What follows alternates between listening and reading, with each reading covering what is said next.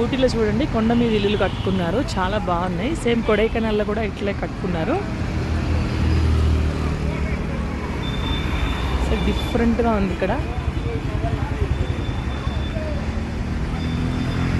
ఇక్కడ చాలా వీడియోస్ తీసాను నేను, అవన్నీ కూడా అప్లోడ్ చేస్తాను 2-3 డేస్లో.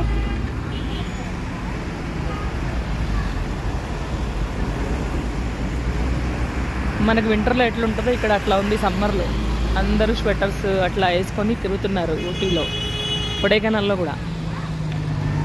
Super view.